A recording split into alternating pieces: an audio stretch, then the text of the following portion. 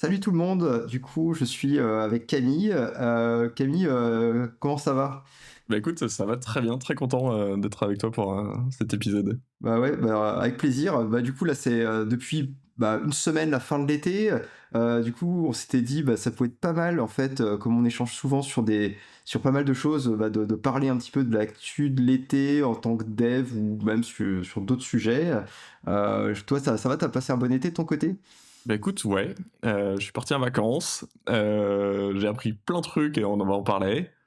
Du coup, plutôt bon été, dépaysant et instructif, c'est très bien. Et toi, est-ce que t'as passé un bon été?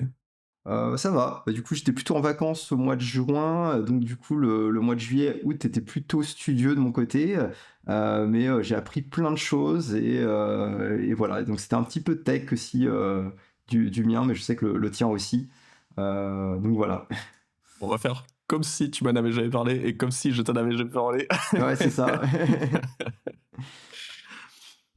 Du coup, ouais, alors, c'est quoi l'idée du podcast aujourd'hui? Le but du jeu, c'est, voilà, on est tous les deux donc fondateurs du Coders, qui est un centre de formation. Le but du jeu, c'est d'aider les développeurs à faire de la veille. On fait ça depuis 12 ans. Et on a toujours fait attention à se laisser du temps libre pour faire plein de passions, être curieux, apprendre plein de choses, faire plein de choses à côté. Et qui, qui aiment toujours, ont souvent un petit attrait avec le dev ou les maths ou les sciences et on voulait vous partager un petit peu tous ces trucs-là. Enfin voilà, on s'appelle souvent avec Mathieu pour parler de ces passions-là. On a des discussions interminables là-dessus et on voulait en partager un petit extrait avec vous dans cet épisode. C'est très improvisé, on sait pas trop où on va, avec grand plaisir pour avoir des retours, ce qui vous intéresse ou pas, et qu'on améliore ce format. Voilà. Je pense qu'un des sujets enfin, pour mettre un peu de contexte, qui nous intéresse tous les deux pas mal en ce moment, c'est que nos side projects, c'est de faire voilà, de l'art ou des choses créatives avec du code. On a avec Camille dans le passé créé des projets en collaboration, donc des projets artistiques. Là maintenant, on a chacun nos propres projets. Je sais que j'ai vu tes avancées en fait cet été, qui étaient assez chouettes, et en même temps tu tâtonnais sur différentes choses, sur de nouveaux projets créatifs. Est-ce que tu as envie de nous en parler? Ouais, carrément, carrément. Mais du coup, on peut parler de ça. Ma réflexion au départ, c'est donc voilà, je suis tombé dans la sphère de l'art génératif il y a 3 ans maintenant. Le but, c'est de faire des projets où on écrit du code qui doit tourner dans un navigateur, et ce code-là, il reçoit un nombre aléatoire et il doit générer une pièce différente en fonction du nombre qu'il reçoit.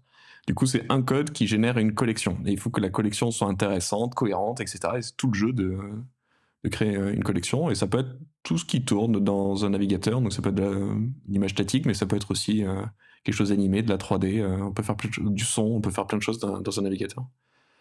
Et ma réflexion, c'était, je voyais qu'au fur et à mesure des projets, j'avais tendance à concevoir ces projets un peu comme des synthétiseurs modulaires. Enfin, en fait, comme des modules. J'aimais beaucoup réfléchir, ok, j'ai une texture, et ces textures, c'est des hachures. Les hachures, elles ont plein de paramètres, une orientation, une couleur, une déformation, plein de choses. Et du coup, ok, bon, ça me fait une petite boîte qui a des paramètres en entrée et qui sont une texture très bien. Et maintenant, est-ce que je peux réfléchir à une compo? Très bien. Et du coup, j'ai créé un truc qui fait des zones dans l'espace. Et du coup, ça me sort la distance au bord et ça me sort, je sais pas, un identifiant de la zone. Et je m'amuse à dire, ah, tiens, si je changeais la couleur de ma texture en fonction de l'identifiant de la zone, par exemple, et voir ce qui se passe. Et j'aimais bien ce truc modulaire parce qu'en plus, ça me permettait d'avoir de la créativité en 2 temps. C'est réfléchir à la fois à des moments à coder l'implémentation de la boîte, et à des moments dire, ok, je mets le code un peu de côté et je m'amuse un peu à tourner les boutons. J'avais fait pas mal de musique électronique avant, et provoquer un peu, enfin, essayer d'être créatif via l'erreur ou via d'aller sur l'inattendu était souvent quelque chose de conseillé par mon prof. Et du coup, j'essaye de reproduire ça. J'avais en tête que cette fonction devrait prendre 10 en paramètres, mais qu'est-ce qui se passe si j'ai mis 1000? Et des fois, le résultat est sympa, ça m'amène sur quelque chose de différent, et j'improvise un peu, j'essaye d'accueillir ces trucs-là. Voilà, donc j'avais une réflexion sur le fait que j'aimais bien les structures modulaires, et du coup j'ai essayé de regarder des outils qui permettraient de faire de l'art génératif avec des nodes ou voilà. Donc j'avais commencé à regarder, on vous mettra des noms dans les commentaires parce que les liens dans les commentaires parce que je risque de citer pas mal de noms. Les deux premières technos que j'ai regardées c'était Nodes.io et Cables. Donc là ça se code en JavaScript. C'est dans le navigateur, et du coup ça permet de construire du code JS mais de manière modulaire. Dans Nodes c'est vraiment juste une structure, donc c'est un éditeur pas très riche mais qui a une structure de node, et Cables se propose des nodes déjà construites, donc il faut se préparer au répertoire de nodes qui sont dispo. Mais j'avais un peu du mal à m'intégrer dans ces outils, et je voulais quelque chose un peu de nouveau, donc j'ai peu exploré, il faudra que j'y revienne parce que ça avait l'air intéressant. Et le premier gros outil que j'ai regardé c'est Houdini, j'allais beaucoup parler cet été. Donc là c'est pour faire de la 3D de manière nodale. J'avais déjà fait un tout petit peu de Blender, comme plein de gens j'ai fait le Donuts, le fameux Donuts de Blender, c'est le tuto le plus connu. Et dans Houdini, tout est nodal. Et ça, j'ai adoré, c'est que il y a rien qui est destructif. C'est que dès qu'on fait une manip, ça crée une node dans l'arbre et tout est node et on peut tout changer à tout moment. Donc je peux faire un immense truc qui part d'un cube à la base et à la toute fin dire qu'est-ce qui se passe si à la place de ce cube je mets une sphère, et ça va tout recalculer tout le temps. Et donc ouais, ça chatouillait pas mal mon esprit de dev et j'aimais beaucoup ça. Je me suis confronté à plusieurs problèmes. Un, c'est de la 3D, et du coup, il fallait que soit je trouve des piacs pour contourner que ça n'ait pas une tête de 3D, parce que c'est pas ce que je fais d'habitude. Moi, dans l'art génératif, je fais des pièces 2D. Et donc, ça me posait des questions. Il fallait que je gère la lumière, j'ai pas l'habitude de gérer la lumière, et ça m'a mené un peu loin. Même s'il y a plein de façons de faire des choses qui n'ont pas une tranche de 3D forcément, ou pas forcément de lumière. J'ai discuté avec Yann Legal, qui est un artiste que j'aime beaucoup, qui fait beaucoup de Houdini et qui fait de la 3D, mais il n'y a pas forcément de lumière appliquée à ces scènes. C'est des magnifiques boucles, et c'est trop bien, c'est très, très intelligent dans la façon dont c'est collé. Deuxième truc, c'est quand même une sacrée usine à gaz. Dans les types de logiciels pas très intuitifs, il est pas mal. Donc ils sont en train de faire des changements dans l'interface, donc du coup il y a un gros panneau, un gros tab render, mais en fait c'est pas celui-là qu'il faut utiliser pour le rendu, c'est un nouveau truc qui est ailleurs. Bon, c'est pas très bien intégré, et ils sont pas en transition et ça se sent. Et puis il y a, je sais plus, des centaines de nodes, et ça demande une culture de ouf de connaître ces nodes là. Il y a toujours 15 000 façons de faire une chose, et c'est pas évident de trouver la bonne façon optimisée. Ça demande quand même pas mal de connaissances, donc à la fois c'est pas mal parce que ça affranchit le fait de savoir comment sont implémentées ces nodes là, et en même temps il faut connaître les nodes et savoir un peu ce qu'elles font, parce que rapidement j'avais tendance à faire des trucs et je montrais à des gens qui connaissaient Houdini, ah oui alors ça marche, mais alors c'est très lent et il vaut mieux que tu utilises telle node à la place de celle-là, et du coup ça allait beaucoup plus vite parce que là tu fais un truc volumétrique je sais pas quoi et c'était très lent. Donc voilà, donc c'était un peu une première étape du cheminement. Et oui, et deuxième truc aussi, enfin dernière problématique que j'avais, c'était le temps de rendu. C'est que j'ai un Mac M2, j'étais très content de mon Mac, et je pensais qu'aujourd'hui, ça fait un moment que j'avais pas fait de 3D, je pensais qu'aujourd'hui le rendu de scène c'était rapide. Et spoiler alerte, non. Donc en fait, tous les gens qui font des vidéos un peu sympas, mais en fait, ils ont des fermes de serveurs dans leurs locaux, et c'est des... non, pas forcément des centaines, mais voilà, dès que tu es un petit studio de 3D, je comprends que tu as plusieurs serveurs qui servent à faire du rendu la nuit, et c'est très long, et c'est ok. Des images statiques, ça va encore, et déjà ça peut être lent, et des animations, si tu mets la lumière et des trucs, des outils, enfin dès que tu rentres un peu dans le dur, c'est extrêmement lent. Et du coup, c'était pas très marrant. Enfin, je voulais quelque chose un peu interactif et tout, et j'avais pas très envie d'attendre très longtemps que les scènes fassent le rendu. Donc très intéressant intellectuellement les nodes, mais pour l'instant j'ai du mal à me projeter un outil un peu quotidien pour faire de l'art créatif comme ça. Ouais, je me souviens qu'on avait pas mal discuté du Houdini, ça faisait quand même pas mal de temps qu'on voyait des artistes génératifs faire des choses très sympas avec, et ça faisait quelques temps que tu voulais t'y mettre. C'est vrai que c'est intéressant aussi de voir un peu l'envers du décor. Après, on se prive aussi de la partie interactif, comme tu dis, finalement, parce que tout est Enfin voilà, c'est de ce que je comprends. Enfin là, on t'oublie complètement le côté où tu partages une application web en fait sur lequel tu pourrais interagir. C'est que là, ça va te générer une vidéo ou une image, mais surtout une vidéo. Et donc finalement, bon là, c'est un format de rendu, mais tu te prives peut-être voilà d'une partie interactive si tu avais envie. Mais je crois que, d'ailleurs, même avant, tu avais testé du coup Touch Designer, qui était un outil nodal qui était assez prometteur. Je sais que tu m'en parlais pas mal à un moment donné. Et enfin, est-ce que tu peux parler un petit peu de ton expérience avec Touch Designer? Ouais, alors c'est un logiciel un peu de la même veine. Alors c'est plutôt fait pour faire des expériences live. C'est vraiment fait pour du live à la base, toujours totalement nodal. Donc on construit des nodes. Mon usage premier, c'était, moi je fais beaucoup de GLSL et ce qu'on appelle la partie fragment shader. C'est un peu moins vrai maintenant, mais jusqu'à il y a pas longtemps. Et vous saurez pourquoi je fais moins de fragments shader et plus de vertex shader très bientôt dans la suite de l'épisode. Mais jusqu'à il y a peu de temps, je faisais beaucoup de fragments shader. Donc en gros, je faisais un vertex qui faisait la taille de l'écran et on décidait dedans avec le fragment shader. Donc voilà, on écrit en GLSL qui est un peu le langage des cartes graphiques. Et ça peut tourner dans le navigateur. Et du coup, Touch Designer, je le voyais comme un moyen de m'abstraire de toute la lourdeur, de créer le code JavaScript qui va me permettre d'instancier la partie GLSL que je veux et de faciliter le fait d'avoir des inputs, par exemple peut-être d'intégrer la caméra ou de dessiner un truc sur l'iPad et de l'envoyer pour tester une compo. Donc j'avais en tête un peu comme ça pour faire du prototypage rapide. Et effectivement, ça peut être assez utilisé pour ça. J'ai discuté avec un artiste génératif que j'aime beaucoup qui s'appelle Darien Brito et lui, il s'en sert quasiment comme un éditeur GLSL au début et une fois que son projet est avancé, là éventuellement il peut l'intégrer dans un projet en JS. Alors, même problématique, même si elle est moins importante parce qu'il y a moins de nodes, mais il faut quand même avoir une bonne connaissance des nodes, de ce qu'elles font, comment on peut les chaîner. Il y a une logique dans laquelle il faut rentrer qui est pas celle dont j'avais l'habitude.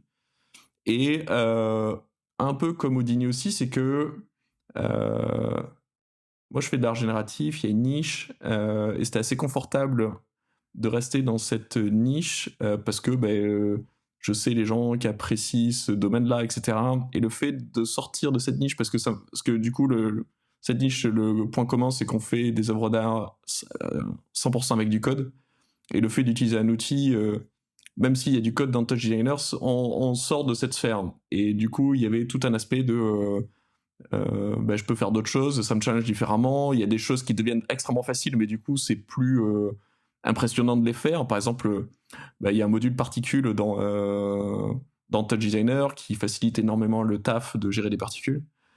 Et c'est plus du tout impressionnant, même si ça reste une performance de s'en servir, c'est plus du tout la même chose que de coder les particules dans son navigateur et que ça tourne sur toutes les plateformes, etc. Donc intéressant, mais comme je suis pas dans la cible de faire des trucs live ou d'avoir à sortir des vidéos, des trucs comme ça, pour le moment, je le mets de côté, c'est vraiment intéressant aussi. Je pense que pour certains trucs, ça peut être très utile. Voilà. C'est aussi vachement utilisé pour du mapping, par exemple, ça sert beaucoup à ça. Mais comme j'ai pas le besoin, ça me faisait à la fois sortir de la niche, ça m'apportait pas des masses, ça me faisait gagner du temps pour avoir le rendu que je voulais, mais finalement après il me faut du temps pour le transformer en JS et souvent en fait ça va aussi vite de commencer directement à coder. Donc sympa d'avoir découvert ça, mais pour l'instant je le laisse de côté aussi. Ouais, mais j'avais ressenti un petit peu la même chose que toi, parce que pareil, j'avais voulu tester un petit peu Touch Designer, et c'était intéressant, hein. Moi, l'aspect vraiment de coder avec des nodes, c'est très graphique, et c'est une autre manière en fait d'imaginer en fait enfin voilà, ton process de transformation en fait d'une image ou de création d'une vidéo. Maintenant, j'avais le même retour que toi, c'est que finalement très vite je me disais tiens, j'ai envie de coder. Très vite, du coup, je voyais qu'il fallait coder avec leur langage. Alors, je sais pas si c'est un langage propriétaire, mais en tout cas un langage qui est pas habituel. Et j'aurais aimé pouvoir faire, enfin voilà, du TypeScript ou du JavaScript, ce que je connais bien. Finalement, je me retrouvais finalement peut-être à avoir une courbe d'apprentissage un peu plus longue. Et je pense qu'aujourd'hui, je me sens plus à l'aise avec des outils comme Three.js qui me permettent de faire du WebGL où je peux coder directement en JS et en GLSL ce que j'ai envie de faire. Et il y a des choses où je vais perdre un peu de temps, je vais perdre l'aspect nodal, mais j'adore le côté descriptif aussi de ce que je vais coder. Et voilà, bon, en tout cas, moi, c'était mon point de vue où, au bout d'un moment, je m'étais dit, voilà, j'aime trop finalement avoir ce côté où tout est écrit dans un fichier, où tu as un algorithme clairement défini et où tout n'est pas éclaté en fait dans différents nodes comme c'est présenté dans Touch Designer. Et du coup, ouais, bah, t'en as parlé. Et du coup, la troisième étape de ce séjour pédagogique de cet été, c'était Three.js. Alors, tu m'en avais déjà parlé il y a un petit moment, parce que t'avais fait des tutos avant.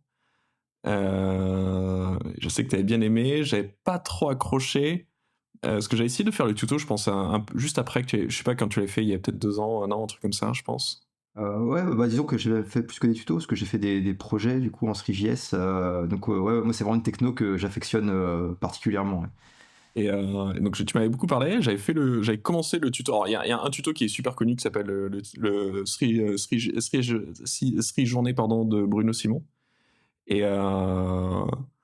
qui a en plus un petit accent Frenchy, donc le cours en anglais, mais il a un petit accent Frenchy, donc ça aide beaucoup à la compréhension. Voilà, et c'est trop bien, il est extrêmement complet et de plus en plus, donc c'est vraiment une excellente ressource si vous voulez commencer en Three.js. Et je pense que j'avais pas trop accroché parce que je m'étais concentré sur la partie 3D à l'époque. Et en fait, moi, pour l'instant, dans l'art génératif, j'ai plutôt envie de faire des trucs en look 2D. Et j'avais pas trop en tête de comment je pouvais me servir de Three.js qui est quand même très focus 3D pour faire quelque chose qui a vraiment pas du tout. Enfin, j'ai pas envie d'avoir des sphères ou des. J'ai pas envie de jouer avec ça.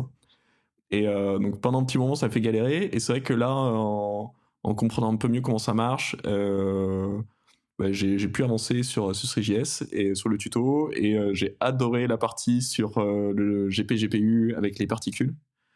Et donc, je m'amuse là en ce moment à faire de l'art où je manipule des dizaines de milliers de particules sur un plan. Donc, j'ai à la fois des performances que je pourrais jamais avoir en JavaScript. C'est les quelques fois où j'avais fait des particules en JS sans avoir de GLSL ou de WebGL derrière. Allez, avec P5, je crois. Donc, c'est une librairie 2D très connue dans l'art génératif où quand j'avais 1000 particules par frame qui se baladaient, c'était déjà le max, genre dessiner 1000 rectangles à chaque frame, c'était lourd. Et là, je peux en faire à 10 000 avec du calcul de derrière, traitement des couleurs, des effets, des effets de post-processing, et ça roule bien. Et donc, c'est extrêmement agréable parce que ça ouvre plein de possibilités. Du coup, je m'amuse beaucoup avec ça. C'était un peu galère à mettre en place parce que le module GPU est pas. Enfin, c'est un peu un add-on de Three.js qui est pas très bien documenté, donc il faut vraiment avoir des tutos ou des exemples. Mais une fois en place, c'est très marrant et ouais, je m'amuse beaucoup avec ça. Peut-être dire en complément qu'en fait la problématique que tu avais c'était de pouvoir faire du traitement sur la carte graphique, mais du traitement qui soit pas un traitement graphique. C'est-à-dire qu'en fait aujourd'hui la carte graphique, bah voilà, elle va retourner une image en fait, et toi ce que tu voulais c'est que ça retourne pas une image, pas une matrice de pixels, mais en fait des résultats de calcul et t'en servir vraiment pour du calcul comme on peut faire dans plein d'autres domaines, bah, typiquement aujourd'hui beaucoup sur l'intelligence artificielle. Et du coup, il y a des technos comme WebGPU en fait qui permettent de faire ça très bien. Mais voilà, du coup, déjà peut-être que tu n'avais pas envie de réapprendre de zéro une nouvelle techno, un nouveau langage, et puis c'est peut-être pas compatible avec tous les navigateurs parce que il faut que ça tourne aussi sur le navigateur des gens qui veulent voir ce que tu fais. Et donc, PGGPU, en fait, permet, bah, du coup, finalement, c'est une sorte de hack qui permet tout simplement de pouvoir faire dans Three.js du calcul, du coup, sur la carte graphique. Ouais, exactement. Donc effectivement, ouais, GPU, c'est encore un peu trop mal supporté pour qu'on puisse faire de l'art avec ça et que ça tourne dans le navigateur. Et du coup, là, ouais, dans mon cas, j'ai un genre de canevas dans lequel, donc c'est à la base, a priori, je pense, fait pour stocker de la couleur. Et du coup, à la place des couleurs, je me sers du RGB pour stocker la position de mes particules, par exemple. Et donc, ça me permet de pas avoir. La version simple, ça serait que je puisse définir une formule mathématique qui définit dans le temps la position des particules, mais ça peut être compliqué. Et là, j'ai un shader qui va juste prendre la position actuelle et faire un calcul et calculer la position d'après.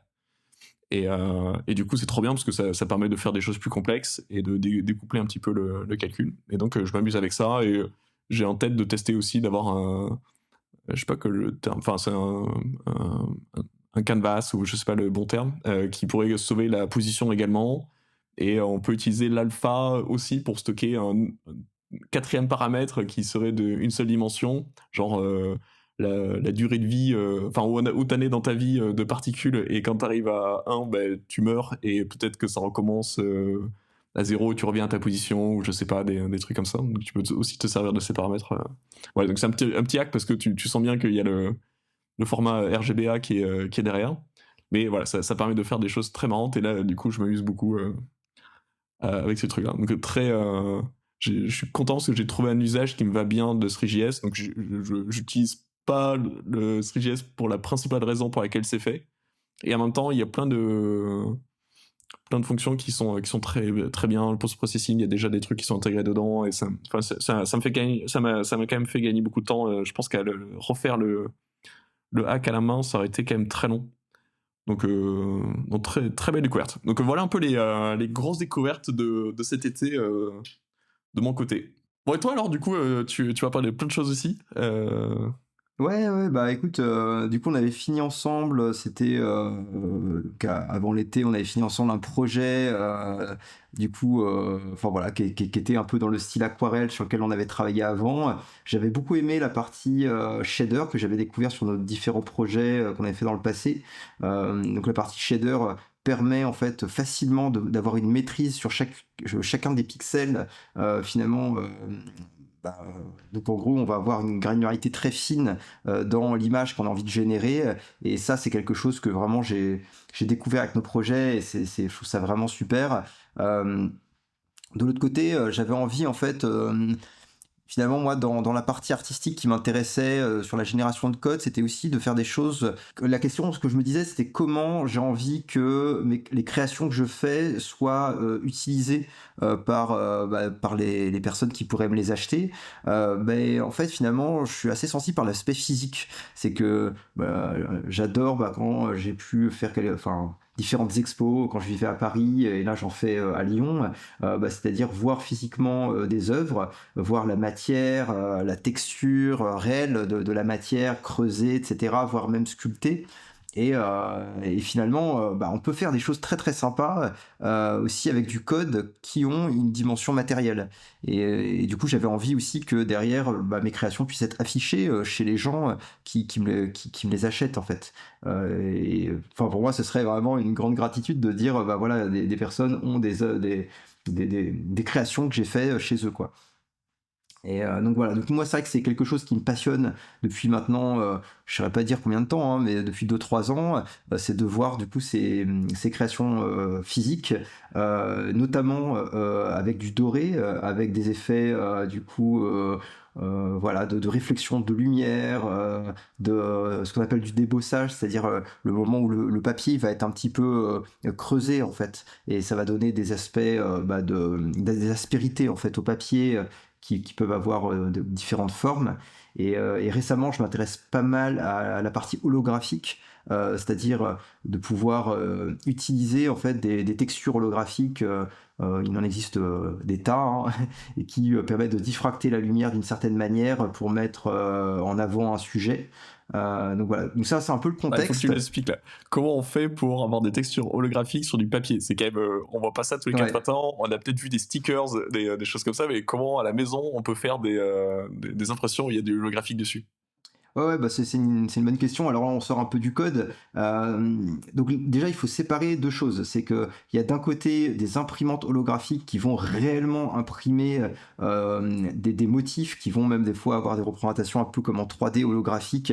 Et ça, c'est des machines, voilà, qui coûtent assez cher et qui vont être assez complexes, enfin voilà, à piloter. Je connais pas bien cette partie-là. Moi, ce que je fais, c'est que je vais plutôt prendre des textures qui sont déjà existantes, qui sont holographiques, qui ont déjà été réalisées. Et ces textures-là, je vais les appliquer en fait sur tout simplement une surface, un pattern, un motif en fait.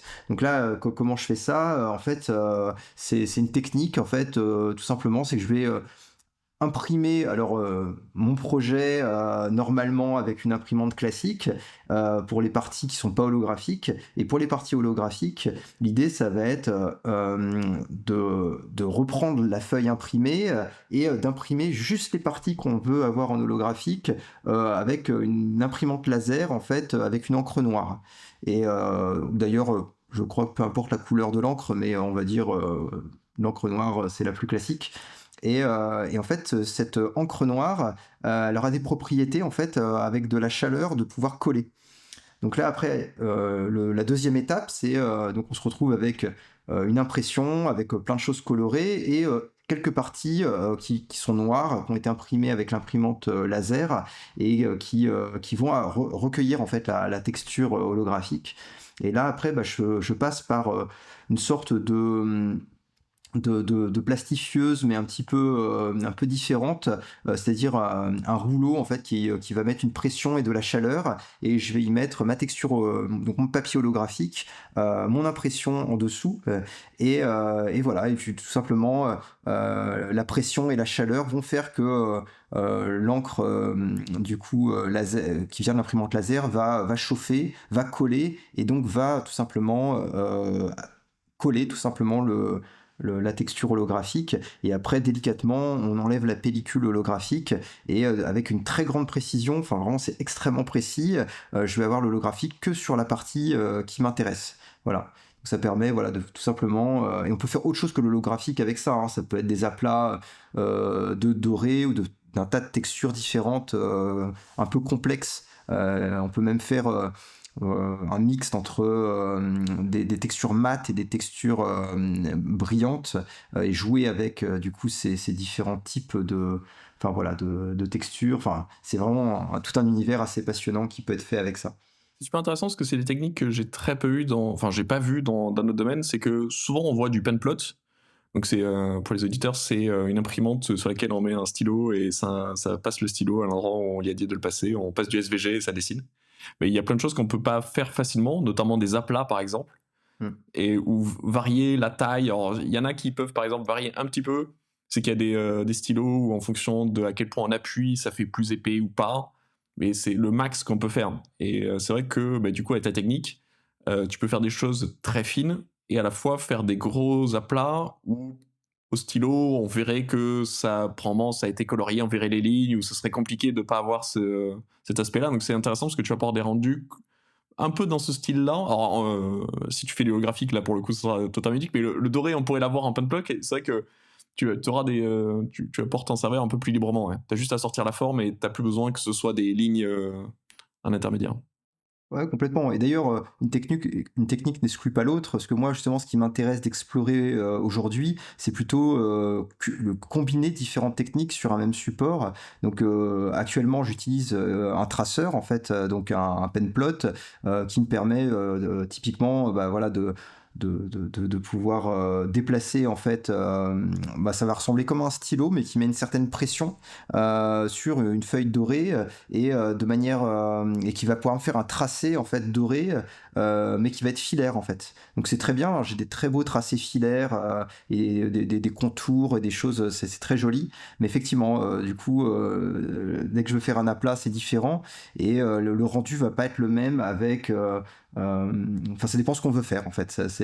Moi j'aime bien l'idée de pouvoir cumuler, de pouvoir tester, d'utiliser un traceur pour découper du papier par exemple. Donc ça peut être découper du papier. J'ai des idées sur, et j'en ai déjà fait dans le passé, du coup de continuer à explorer la partie, bah, créer comme des couches successives les unes par-dessus les autres qui permettent d'avoir des œuvres en 3D, enfin en vrai 3D physique, hein, donc c'est du papier découpé donc avec des jeux d'ombre et de choses comme ça et donc après voilà on peut mettre de l'impression classique d'une imprimante, on peut mettre voilà du doré et aussi appliquer avec cette technique que j'ai décrit avant bah, en fait des textures complexes en fait enfin voilà et qui peuvent être de l'holographique ou autre. Donc toute cette dimension là liée à l'impression me passionne et voilà je passe un peu de temps voilà à tester ces différentes choses et voilà. Alors je sais que c'est pas tout parce que t'as ce projet qui est assez innovant d'utiliser ces techniques d'impression. Donc, il y a quand même tout un cheminement. C'est que tu veux faire du GLSL qui va te dessiner des formes que tu vas imprimer de différentes façons. Donc du coup, ces formes en GLSL vont te permettre d'imprimer soit de l'holographique, des couleurs tout bien sûr de manière classique, du doré, les creux dont j'ai oublié le nom, Débossage. les bossages. Mais c'est pas tout, c'est qu'une fois que t'as ça, tu vas en faire de très belles vidéos. Ouais, c'est effectivement, Il y a encore un autre chantier où je sais que t'as passé un temps fou cet été. Ouais, donc en fait, c'est trois piliers en fait, mais qui sont assez ambitieux chacun. C'est donc la partie GLSL. Moi, je reste passionné par la partie génératif et faire voilà des formes des fois qui peuvent être très complexes avec du code que j'aurais jamais pu faire à la main sur une tablette graphique quoi. Et d'autre côté, il y a la partie impression dont je viens de parler. Et après, en fait.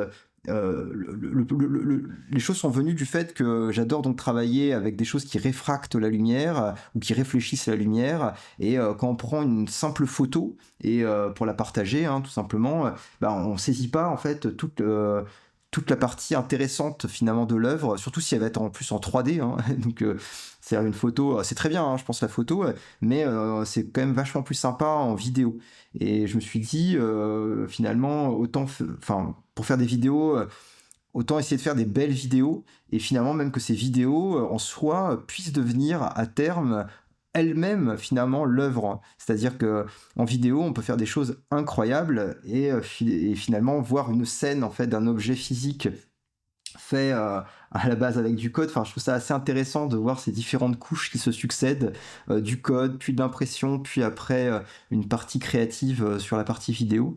Et donc l'idée c'est aussi de partager ce que je fais tout simplement et puis pourquoi pas que des personnes puissent acheter les œuvres pour les afficher chez eux et donc effectivement donc c'est toute une partie qui m'a passionné et je pensais pas que ça me passionnerait autant c'est-à-dire tout simplement l'étalonnage en fait des couleurs par exemple donc il y a toute la partie post-processing sur lequel j'ai passé du temps. Donc je me suis formé notamment à DaVinci Resolve, qui est un outil en fait d'abord d'étalonnage de couleurs et aussi de montage vidéo et aussi on va dire enfin je sais pas, de mixage audio en fait.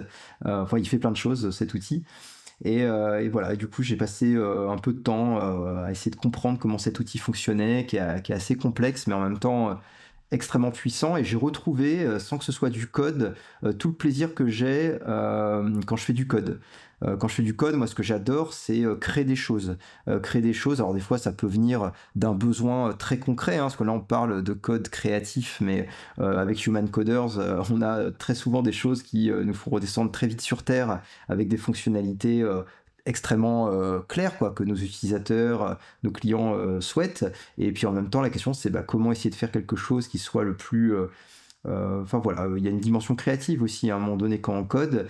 Et du coup, avec DaVinci Resolve, je connais pas, mais en fait, il y a toute cette partie où un montage, la manière dont on le fait, sur quelle musique, avec quel rythme, et avec quelle transition, et qu'est-ce qu'on raconte finalement, parce que c'est ça qui m'intéresse, c'est qu'est-ce qu'on va raconter. Finalement, c'est quelque chose qui m'a passionné, et puis aussi techniquement, vraiment très très très intéressant. Et d'ailleurs, on retrouve en petite parenthèse dans DaVinci Resolve différents sous-outils qui utilisent ces systèmes de nodes que j'avais testé avec Touch Designer et que tu avais testé toi aussi. Et du coup, la partie étalonnage fonctionne avec des nodes, la partie effets spéciaux qui s'appelle Fusion est complètement nodale. Et là, je suis en train de me former dessus actuellement et on peut faire du Python avec, on peut aussi coder. Voilà, ça se trouve, je pourrais directement coder mes œuvres d'art génératif dans DaVinci Resolve. Tu vas partir en boucle infinie. Je vais finir par me rendre compte de ça. Je pense que c'est ça. C'est très possible. C'est ce qui va se passer. Et voilà. Et là encore, bon, je vais pas non plus parler trop longtemps, mais il y a tout cet aspect post-production, mais en fait après il y a l'aspect filmé quoi, donc comment on filme, l'aspect lumière, comment on éclaire une scène, et éclairer du papier c'est pas évident, quand on met la lumière de face, ça va écraser la texture, quand on la met vraiment avec une mauvaise orientation, trop de profil, ça va à l'inverse on va dire trop révéler les textures, donc il faut bien jauger l'éclairage Et enfin voilà, c'est tout un univers vraiment qui m'a passionné. Je trouve super intéressant et qui combine lui aussi la dimension technique à la dimension créative. Et voilà, donc j'aurai plaisir à vous partager ça très bientôt. Ouais, c'est intéressant parce que je me souviens quand on avait fait des photos pour nos 2 projets, donc on avait fait un projet The Source qui est sorti pas cet été, mais l'été d'avant, et The Destination qui était sorti qu'on avait sorti avec Break Moment Paris cet hiver. Et on a essayé de faire, enfin, t'avais essayé de faire quelques photos et c'était pas évident. C'est que donc, c'était des pièces faites en shader, donc c'était une image qu'on imprimait et on voulait quand même avoir un rendu papier et le montrer en photo alors qu'on s'y connaissait pas bien était vraiment pas évident. Ou ça posait plein de questions en fait auxquelles j'avais pas trop pensé, mais celui de l'été dernier, c'était de l'aquarelle. On voulait donc on avait fait un code GLSL le but du jeu c'était d'approcher une texture d'aquarelle, que ça soit réaliste. On voulait l'imprimer, que même imprimé, ça continue à être réaliste. Donc, on voulait mettre cette aquarelle en situation. Et ouais, c'était vraiment pas évident, ne serait-ce qu'en termes de rendu, mais aussi, on a essayé de faire un petit clip. Comment le mettre. Enfin, c'est dur. Enfin, c'est pas bête, mais c'est un vrai métier de faire des clips ou de faire du montage. Et ça pose plein de questions. Et encore à cette époque-là, je pense qu'on n'avait même pas idée de la quantité de questions qu'il fallait en fait qu'on se pose. Et je pense que maintenant, tu te rends compte encore plus à quel Ah point ouais. c'est immense. Parce que je te vois plonger jour après jour dans DaVinci Resolve. Et je vois te poser des questions où je pense qu'il y a encore quelques semaines, tu n'avais même pas une idée que ça existe. Et que j'ai l'impression que tu peux creuser encore très très longtemps. Donc c'est un truc fascinant. Et ce qui est marrant, c'est que je vois que finalement, c'est tellement immense et tellement créatif que des fois, t'en oublies presque un peu le sujet et que du coup, j'ai l'impression que t'as presque envie. Enfin, j'ai l'impression presque que t'as un peu deux projets qui commencent à se scinder un petit peu. Parce qu'il y a des trucs où tu vois que ça peut être tellement créatif, ça a l'air de t'amuser vachement, que du coup, peut-être il y aurait des vidéos où c'est même plus pour mettre en avant de l'art, ou en tout cas le mettre en avant mais de manière extrêmement créative, parce que c'est plus que. Enfin, ton objectif est plus de faire un rendu forcément réaliste ou juste un spot ou une présentation de tes projets, si je comprends bien. Ah complètement, complètement. C'est d'ailleurs, je pourrais donner un exemple très très concret, hein, mais c'est que là en ce moment, je joue pas mal avec les ombres, en fait, et donc c'est un sujet vraiment intéressant, quoi, de savoir comment se dessine une ombre, comment elle se projette, avec quelle couleur, et bien sûr, il y a toute la question de. Là, je parle directement de la partie technique de ce qu'on veut raconter, hein. Donc là, j'élude un peu cette partie de ce qu'on veut raconter, mais en fait, finalement, l'ombre, bah, moi, je vais avoir une sorte de lentille, en fait. Et cette lentille, c'est quoi? C'est une sorte enfin, en fait, il y a une lumière, donc tout simplement. Sur cette lumière, il y a une lentille qui va se mettre devant. Et en fait, cette lentille permet de tout simplement concentrer le faisceau lumineux et en gros créer une sorte de projecteur. En fait, ça va être ça. Et en fait, je vais pouvoir mettre. Alors moi, c'est un sujet que je découvre, hein, ça s'appelle des gobos.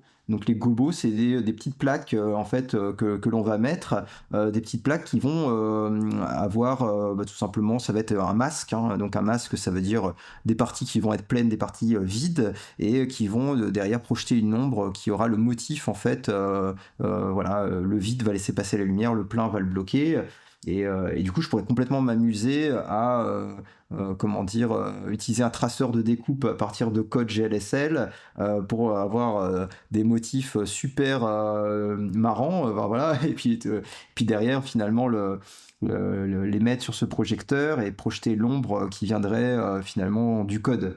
Donc ça peut faire des choses très sympas. Puis évidemment, après, on peut faire des transitions lumineuses, on peut faire des choses enfin assez variées. Donc là, bah, effectivement, on rentre plus dans la dimension enfin ouais, du loisir et enfin comment dire, voilà, il y a pas d'activité, il y a rien à vendre derrière, mais c'est l'aspect vraiment purement créatif, et par contre on peut aller très loin finalement, avec de la musique et des choses comme ça derrière, et je pense que ça peut être très plaisant à faire, et c'est pas obligé qu'il y ait un sujet, où on peut aussi éclairer un sujet, hein, avec de l'ombre, ce que je fais, mais des fois limite en projetant juste sur un mur, il y a moyen de faire des choses extrêmement sympas. Ouais, trop bien, trop bien. En tout cas, c'est super cool de voir ton évolution là-dedans et que la vidéo devienne aussi un média à part entière, en termes de création à part entière. C'est super intéressant. J'avais pas en tête DaVinci Resolve à quel point ça pouvait être dense. Enfin, j'ai jamais fait de vidéo, j'avais fait un peu de photos. Et du coup, c'est extrêmement vaste. Je l'utilise un tout petit peu et je trouve ce logiciel assez fascinant parce que c'est incroyable de voir à travers toi à quel point c'est complexe, et en même temps, je trouve qu'ils sont extrêmement forts pour le rendre simple. C'est que vraiment, je m'en suis servi pour faire des trucs débiles, genre juste mettre deux vidéos côte à côte, en renverser une. C'est hyper facile, c'est beau, l'interface est vraiment belle, et je suis pas habitué du tout à avoir des logiciels de cette complexité-là qui sont. Alors, il faut pas dire que ce soit hyper intuitif non plus, enfin, ça reste un logiciel compliqué, mais je trouve qu'il masque extrêmement bien la complexité. Et je sais pas, je connais assez bien Ableton. Euh, c'est pas quand tu l'ouvres, tu sens que ça va être pas facile, quoi. C'est gris, ou je sais pas, Blender c'est vachement amélioré, mais ça reste quand même pas évident. Il y a beaucoup de raccourcis clavier. On a parlé de Touch Designer. Bah, franchement, c'est un outil graphique, mais c'est pas beau. Même les notes sont pas très belles. Le splash screen, il est pas Retina, du coup, il est pas net, il est pixelisé. Enfin, il y a plein de trucs où Dini, tu sens vraiment que c'est un outil pro, c'est hyper froid, pareil. Et là, je trouve qu'ils arrivent à avoir un. C'est pro, ça ressemble pas à un jeu pas enfant non plus, mais je trouve qu'il y a vraiment un joli travail de UI sur DaVinci, je trouve. Et puis pour donner un peu de contexte pour ceux qui connaissent pas du tout, donc DaVinci Resolve, c'est un concurrent de Premiere Pro et de Final Cut. Donc c'est un logiciel voilà, de montage vidéo. Donc à la base, la société Blackmagic qui édite en fait DaVinci Resolve, en fait c'était surtout l'étalonnage qui était leur premier sujet. Donc l'étalonnage, c'est simplement le fait de pouvoir rééquilibrer. Enfin, en fait, c'est la retouche photo de la vidéo. En fait, ce sera un petit peu ça que je pourrais dire, c'est-à-dire bah voilà, rééquilibrer un peu les couleurs, enfin voilà, la balance des blancs, réduire le bruit si on a du bruit, ça va être ouais, tout ça avec une vidéo. Donc, faut imaginer que bah, c'est très bien quand tu fais un masque, donc un masque dans le domaine de la retouche photo, c'est-à-dire créer une zone en fait où on va appliquer un effet, par exemple pour avoir un effet de vignettage, pour mettre en avant un petit peu un sujet. Bah ouais, mais du coup en vidéo, bah ton sujet il bouge, donc il va falloir traquer le sujet. Pour traquer le sujet, et ça dépend, on va dire la finesse du masque. Bon bah ça peut être compliqué. Et du coup, il y a plein de dimensions, enfin voilà, qui vont faire apparaître, enfin voilà, plein de choses qui peuvent être assez complexes. Et donc DaVinci Resolve, si je fais un résumé, il y a donc cette partie étalonnage qui est la partie sur laquelle ils se sont fait connaître, donc c'est vraiment l'outil hein, qui est utilisé dans le monde du cinéma hein, pour les films et voilà pour créer une ambiance particulière sur un film. Et c'est le cas de tous les films, même les séries. Et après, bon, effectivement, ils sont ouverts à la partie montage, à la partie mixage audio, à intégrer des effets spéciaux. Et après, ce que je trouve assez incroyable, c'est que cet outil qui était fait quand même, enfin qui est fait pour faire des films, parce que c'est fait pour faire des films, est aussi accessible à des créateurs du dimanche qui veulent monter leurs vidéos du week-end. Et c'est ça que je trouve assez impressionnant. C'est comment ils ont réussi à faire un outil qui puisse mixer ces deux publics qui sont radicalement différents et qui n'ont pas du tout les mêmes, tout simplement les mêmes usages. Et à la fin, bah, ils ont, je trouve, assez bien réussi. Donc on a par exemple une section montage qui s'appelle Cut, une section simplifiée en fait, et où sur la même interface on va pouvoir importer des médias, faire un montage très simplifié pour des gens qui connaissent pas trop le montage et exporter le tout dans une même interface, alors que DaVinci possède 5 ou 6 interfaces différentes. Enfin, on n'a pas besoin d'aller dans des endroits très complexes du logiciel, et on peut aller sur un tout petit endroit où on va pouvoir faire beaucoup déjà. Je voulais faire des petits montages vidéo pendant que j'étais en vacances, et j'ai découvert qu'ils ont une version iPad aussi. Ah Et, oui, ouais, tout à et fait. ça marchait hyper bien, c'est la même Ouais. interface, encore plus simplifiée. Un peu moins simplifié si on a un clavier souris, un clavier trackpad ou clavier souris connecté à l'iPad. Mais c'était fou. Et en fait, c'est plutôt agréable. Enfin, en tout cas, pour les petits trucs que j'avais à faire, le fait de manipuler avec les doigts les différents tracks et tout, c'était trop bien.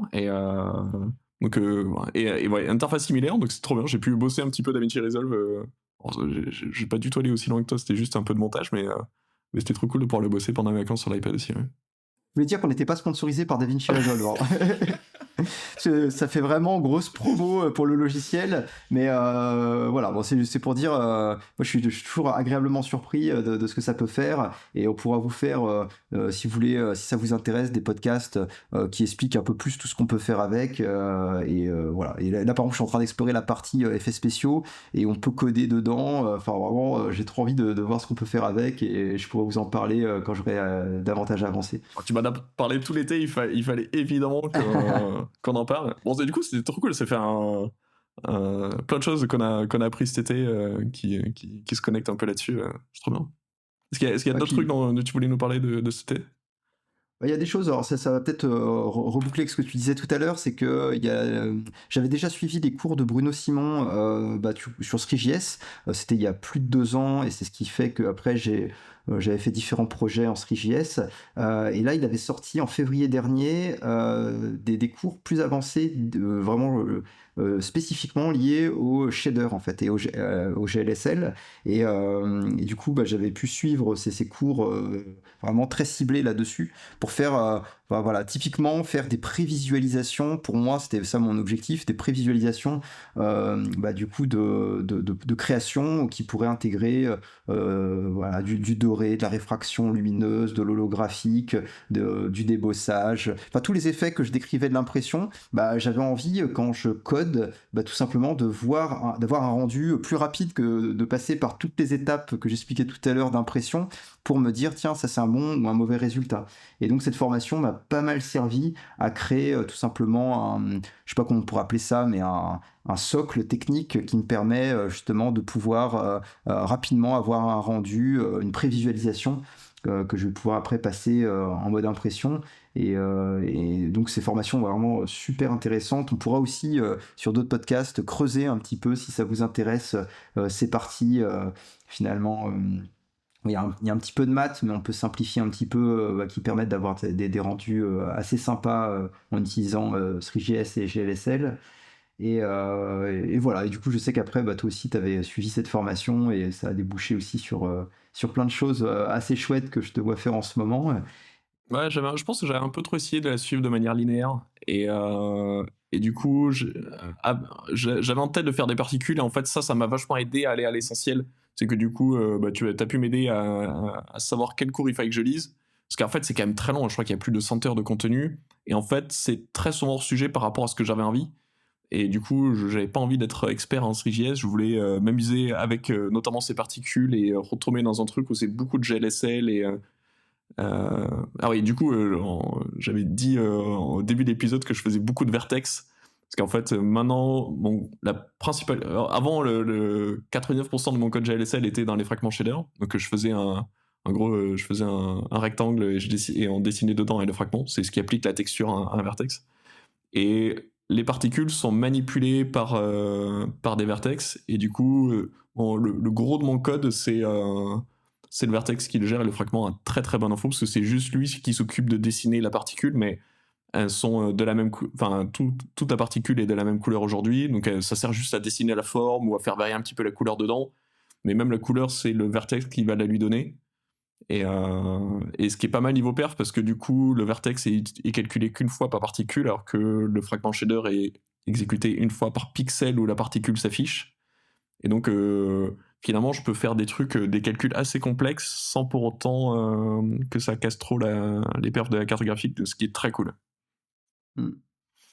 Ah, puis j'ai pas mal regardé là ce que tu avais fait dernièrement, et on pourra le partager en fait en commentaire du podcast, mais c'est assez sympa d'avoir ces algos en fait où on voit toutes ces particules bouger, créer des traînées, et ça crée des formes et des textures, je trouve assez sympa quoi. J'avais adoré bosser sur un projet qui était sorti sur FXH qui s'appelle Arteria, et je l'avais fait avec P5, et donc c'était des particules qui faisaient des arbres, donc les particules avançaient avec des comportements très simples, et puis elles avaient des enfants qui partaient à 90 degrés, et ça avait un peu une structure fractale, et c'était très agréable pour moi parce que du coup c'était assez imprévisible la tronche que ça allait avoir. C'est en fait juste en changeant un peu les paramètres au début, ça avait des aspects très différents et c'était très sympa. Et j'aime beaucoup les projets d'art génératif où il y a quand même de la variété, de la surprise quand on les regarde. Et les particules, pour moi, c'était un moyen de retrouver ce moyen-là. Et j'étais vachement limité à l'époque avec le fait de les faire en P5 parce que les limites de performance étaient folles. Et là, je retrouve ce truc amusant de simulation où je mets des particules au milieu, des règles en fonction de l'espace, et on regarde où elles vont. Alors, tout le côté galère, parce que je contrôle mal, donc des fois j'ai encore des problèmes où je trouve des systèmes de règles où du coup, les particules, elles vont jamais sur le haut de la page, et c'est pas très beau, donc il faut que j'arrive aussi à faire en sorte que ce soit tout le temps beau, et ça... Bon, pour l'instant, j'essaye de faire en sorte que ce soit souvent beau, et on verra un peu plus tard. Mais ouais, je retrouve cet aspect simulation qui est assez marrant, où il y a de la surprise aussi pour moi, et ça, c'est cool. Très marrant. Ouais, puis c'est finalement ça revient à ce concept qu'on peut expliquer qui s'appelle l'émergence, qui fait qu'à partir de règles assez basiques finalement, va pouvoir émerger selon quelques petits paramètres qu'on aura mis au début, des choses qui peuvent être très complexes en fait. Et moi c'est quelque chose qui me fascine pas mal, surtout dans ce monde GLSL, c'est comment 5 ou 10 kilos, 10 kilos de code en fait, donc très peu de code, peut générer à la fin des fichiers qu'on peut, enfin c'est infini, hein, ça peut être des fichiers de plusieurs gigas en fait, d'informations complexes qui se répètent pas et où on a des textures complètement folles et on peut décider de faire des choses sur, je sais pas, sur 100 000 pixels, sur 100 000 pixels, enfin je sais pas, ça, peut-être qu'un écran peut pas afficher ça, mais voilà, peut-être qu'un robot qui dessinerait sur un mur géant pourrait le faire, mais voilà. Un exemple de règles très simples qui font émerger des patterns très complexes, c'est les automates cellulaires, par exemple, où du coup, c'est Mm. vraiment un peu sur le système du jeu de la vie, où du coup, c'est des règles extrêmement simples qui font émerger des fois des patterns très réguliers, complexes. Voilà, donc c'est un pan de l'art génératif d'arriver à faire des choses qui créent beaucoup de surprises avec des règles très simples. C'est assez amusant. Ouais, peut-être pour la fin, je trouve que c'est cool, on a parlé de pas mal de sujets dont on voulait aborder. Pareil, c'est hyper interactif, donc comme tu disais tout à l'heure, vraiment, sentez-vous libre, de nous... Enfin voilà, ça va être un moment où on discute comme ça. S'il y a des sujets que vous voulez qu'on approfondisse, avec grand plaisir, dites-le nous en commentaire sur les différents réseaux ou sur Spotify, on fera mieux pour parler de ça. Peut-être un petit dernier sujet, peut-être qu'on peut expliquer un peu nos ambitions sur le podcast, Ouais, les différents formats, et peut-être on peut conclure un peu là-dessus. ouais, complètement. Je sais pas si toi t'as envie d'en parler. Ouais, je pense. Alors, du coup, là, avant l'été, on avait testé quelques épisodes d'un format qu'on appelait le répondeur. Le but du jeu, c'est on vous pose une question et vous nous envoyez. Donc, souvent, c'est publié sur LinkedIn et X. Et il y a un petit formulaire à remplir. Vous enregistrez avec l'appli magnétophone de votre téléphone et vous nous envoyez l'audio. Voilà, si si on trouve le message sympa, il passe dans l'épisode. Et je trouvais ça super sympa parce que ça donne une diversité d'opinions sur un même sujet. Et on essaye d'avoir de plus en plus de diversité dans les gens qui participent. Donc vraiment, sentez-vous libre. J'adorais avoir des étudiants qui participent, des chercheurs, des gens un peu loin de notre sphère, des gens qui habitent pas en France. Enfin, vraiment plein de diversité, quel que soit le, le type. Ouais, très content de ces épisodes. Donc on a sorti plusieurs. Il y en a un sur l'IA notamment que j'ai adoré écouter, où j'ai l'impression que tout le monde a bossé énormément son sujet et c'était vraiment passionnant à écouter. Il faut que je le réécoute parce qu'il y a des rêves que j'aurais aimé noter. Euh, Suite à ça, on a eu l'idée de faire un format un peu plus interactif. Pour l'instant, qui a un nom de code FAQ. Je sais pas si on va le garder. Donc ça s'appelle la FAQ et on l'a enregistré tout à l'heure, le premier épisode. Et donc ça sera sur l'IA. Et je pense que ça va sortir avant, donc c'était sur l'IA. Et, et du coup, là, l'épisode, c'est avec trois invités où on discute d'un sujet. Donc là, on a parlé de l'IA chez les devs, comment ça change notre quotidien. Et donc là, c'est un format beaucoup plus interactif, moins de gens, et on peut vraiment approfondir un sujet. Pour l'instant, on va plutôt approfondir, je pense, des questions qui ont été abordées dans le répondeur et qu'on a envie de creuser parce que c'est un super bon sujet et c'est sympa. Là, pareil, sentez-vous vraiment libre de nous proposer des sujets. On expérimente, donc vraiment, on change souvent d'idées là-dessus. Et un dernier format où, voilà, avec Matt, on parlait souvent de trucs, on s'est dit, en fait, peut-être que ça pourrait être intéressant. Alors, à vous de nous le dire, si ça l'est pas, ce sera le premier et le dernier épisode de cette série.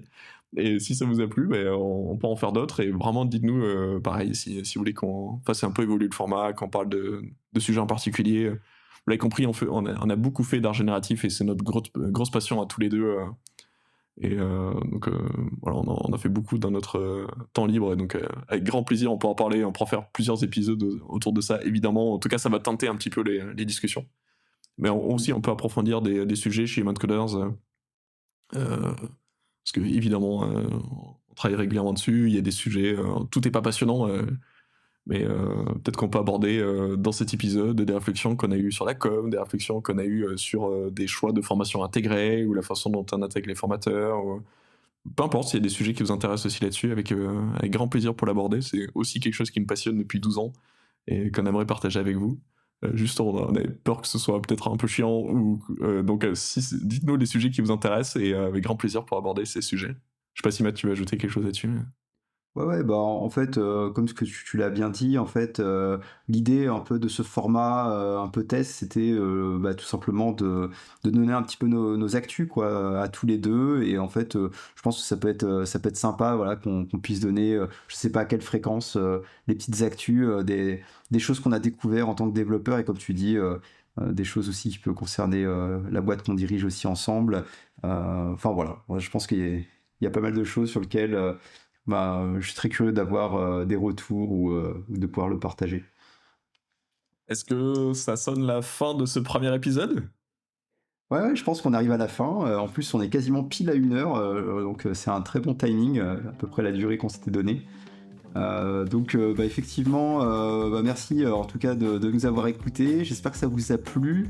N'hésitez pas à nous faire des retours, et vous pouvez nous donner enfin voilà, des idées, des retours, ou même participer à nos autres podcasts sur humancoders.com/podcast. Et puis d'ici là, prenez soin de vous et à bientôt pour un prochain épisode. À très bientôt, ciao ciao!